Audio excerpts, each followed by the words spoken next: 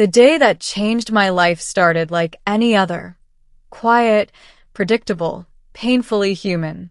I was Lieutenant Marcus Hale, explorer, mechanic, linguist, diplomat when necessary, and occasionally someone who could fix a coffee machine better than the engineers who built it.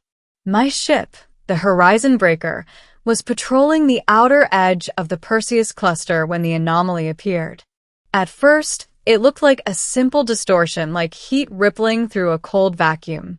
Then it grew, tore open, and swallowed my ship whole. My crew was thrown into unconsciousness by the violent energy surge. When I woke, I was alone. No crew, no ship, no control. Only a chamber that pulsed with violet light and walls that looked half metal, half living flesh. And in the center was a throne, grown into the floor, as if the ship itself birthed it. On that throne sat the alienqueen. Her body was humanoid, elegant, terrifyingly regal. Her hair glowed like strands of plasma, her skin held a faint shimmer like starlight on water, and her eyes, deep, swirling, amethyst eyes, studied me with the familiarity of a predator analyzing prey. Behind her stood guards made of bone armor and chitin, 8 feet tall, spears of living metal in hand. I tried to stand taller than my fear. "Identify yourself," I said, "and return my crew." Her lips curled, not quite a smile, not quite a threat. "You stand before Queen Zelera of the Arketh Dominion.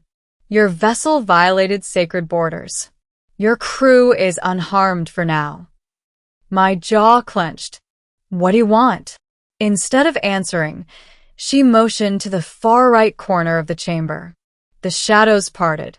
A young alien woman stepped forward, daughter to the queen, judging from the resemblance. She was smaller, softer in expression, her violet markings dimmer than the queen's, but her presence held a quiet fire. Her eyes met mine with a mixture of curiosity and fear. "This is Princess Serelith," the queen said. "She has spoken much of humans. She has requested your presence." Requested? I had never met her. "Why me?" I asked. The queen leaned forward, eyes sharp enough to cut steel. Her voice dropped to a whisper that echoed like thunder. "Do you desire my daughter, human?" The question struck like a plasma bolt. The guards tensed. Serelith's breath caught. And I realized the queen wasn't asking for romance. She was measuring my threat level, my intentions, my allegiance. She wanted to know if I saw her daughter as a weakness or a weapon.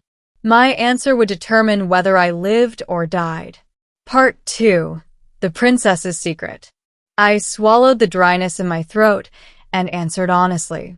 "No, I don't desire her." The guards surged forward, spears aimed at my chest. Serelith gasped. Even the queen's eyes widened. She rose from her throne, descending the steps slowly, each heel click echoing like war drums. "Explain," she demanded. "You deny desire? A rare trait among your brutal species." "I don't desire her," I repeated, "but I respect her. And I don't even know her name, much less see her as something I can want or claim." Silence. Long, heavy, choking. Then Serelith stepped closer, surprising even her own guards. "Mother," she whispered, "he speaks truth." The queen's eyes narrowed. "You would trust a human?" Princess Serelith's gaze drifted toward the glowing chamber walls.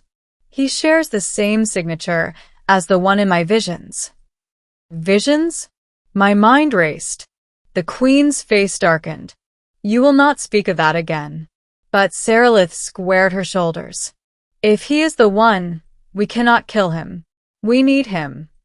Before I could speak, the queen snapped her fingers. 2 guards seized me. Metal restraints clamped around my wrists. A collar of energy sealed around my throat. "Take him below," the queen ordered. "I will decide his fate once the oracle confirms Serelith's madness, or truth." I was dragged through tunnels of living metal. The ship vibrated beneath my feet, alive, growing, shifting. When the doors sealed behind me, Saralith slipped inside my cell. Without guards. She pressed a finger to her lips. Be quiet. Her hands moved fast, decoding the living panel that controlled my restraints. In seconds, the collar dissolved. You shouldn't be here, I whispered. I must. You answered correctly. She stepped back, glowing faintly in the dim light. You did not desire me. You had no lust, no hunger for power, no deception. That is the answer the prophecy required. Prophecy. She nodded. My mother's rule is breaking. A war is coming across the stars, one we cannot win alone. Only the heart-bound. She touched my chest, right where my heartbeat thumped. A human whose will cannot be bent or bribed can stand with us. That sounds insane, I muttered. And yet you are here. I wanted to deny it, wanted to laugh it off. But then she whispered, your crew is alive. They are safe in stasis. If you help me, I will return them. My pulse froze. If. Meaning there's a cost. Yes. Her eyes softened. You must convince my mother that I chose you as my bonded protector. I blinked. Your what? Your bodyguard? No. A partner. Oh. Fantastic. The queen thinks I desire her daughter. The daughter wants me to pretend I belong to her. And my crew's lives hang in the balance. I exhaled shakily. All right. What do I need to do? Part 3. The Queen's Test. The next time I was summoned to the throne chamber, every guard in the ship lined the walls.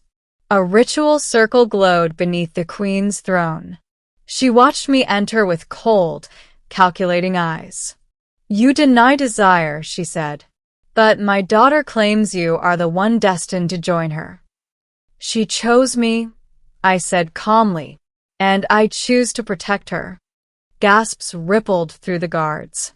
Even Saralith inhaled sharply. The queen descended her throne once more. Her steps were slow, deliberate. When she reached me, her hand lifted 2 inches from my cheek. Her voice vibrated through the air. Then prove it. A blade extended from her wrist, organic, shimmering with violet heat. She pressed the tip to my chest, right over my heart. In the Arketh Dominion, bonding is not a romantic promise. The blade pierced skin, just enough to draw blood. It is war. She twisted her hand. The blade burned. Bleed for her, or die for lying. Pain exploded across my chest. My vision blurred. I could choose silence, choose fear, choose death. But Saralith stood trembling behind her mother, silently begging me to trust her. I met the queen's eyes and forced out the words. I don't desire your daughter. I choose her. The chamber fell silent. The queen froze. The blade retracted. She stepped back, expression unreadable. You shattered the expectation, she whispered. Most humans desire power, control, advantage. She looked to her daughter. Your prophecy may be correct. The heartbound is not driven by desire. Her hand lifted. My restraints vanished. You will accompany Saralith to the inner core. Prove yourself in the coming trial. If you survive, your crew will be returned. And if I fail? I asked. Then your galaxy burns. Part 4. The Inner Core Trial. The inner core wasn't a room. It was a planet-sized labyrinth inside the living heart of the mothership. Every corridor pulsed. Every wall shifted. Every step could be a trap. Saralith walked beside me, guiding me with faint gestures. The core senses fear, she said, and it attacks it. Great. We reached the first chamber, an arena of floating platforms. Below us, an abyss of swirling energy. "We must cross," she said. I stepped onto the platform. It wobbled, alive, testing me. Shapes surged upward from the abyss, shadows made of living void. "Core sentinels," Sarilith whispered. "They feed on fear." The sentinel lunged, teeth like black glass. I forced myself to breathe. Steady, focused, unafraid. The moment fear left my body, the sentinel disintegrated. Platform by platform, we crossed. The second chamber tested truth. A crystalline mirror forced me to relive memories, failures, regrets, my fallen comrades. But I did not run, did not hide. I faced them. The mirror accepted me. Shattered. The third chamber held the final test. Desire. The core projected illusions of what I could want. Power. Glory. A throne. An empire. Sarilith, reaching out to me as if I owned her. I stepped past every illusion. Unaffected. "I don't desire any of this," I said. "I want my crew safe. Nothing more." The illusions evaporated. A pulse of energy swept the chamber. The core accepted me. The trial was complete. Sarilith stared at me like she saw a new star forming. "You truly are the heartbound," she whispered. "No desire rules you. That is why you are strong." Part 5. The War of Ashen Stars. When we returned to the Queen, war had already begun.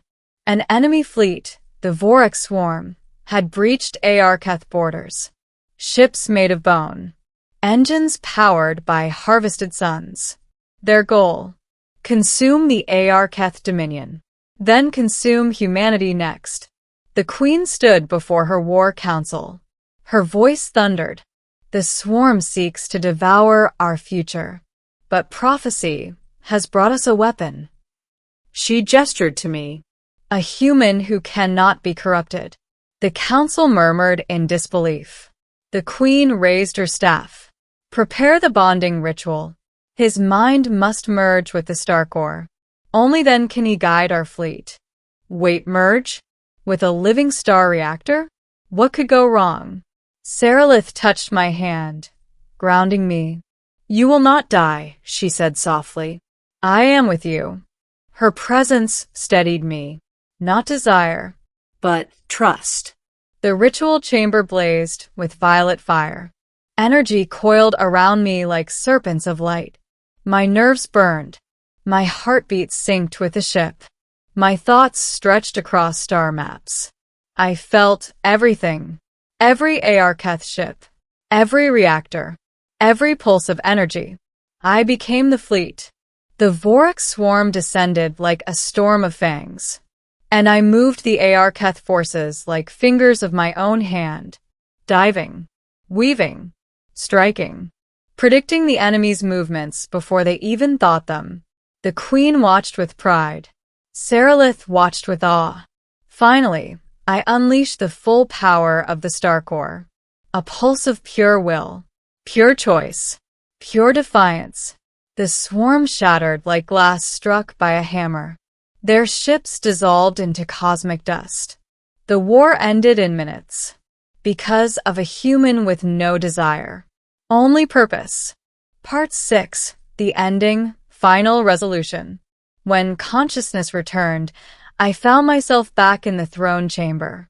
My crew was there, alive, unharmed, confused. Sarilith stood beside me. The Queen approached slowly. "For countless cycles," she said, "we believed desire fueled strength." Her eyes softened. "You shattered that belief." She placed a hand on my shoulder. "You may return to your people. Your bond to Sarilith is not forced. It is yours to keep or release." I looked at Sarilith. She smiled, hopeful but not possessive.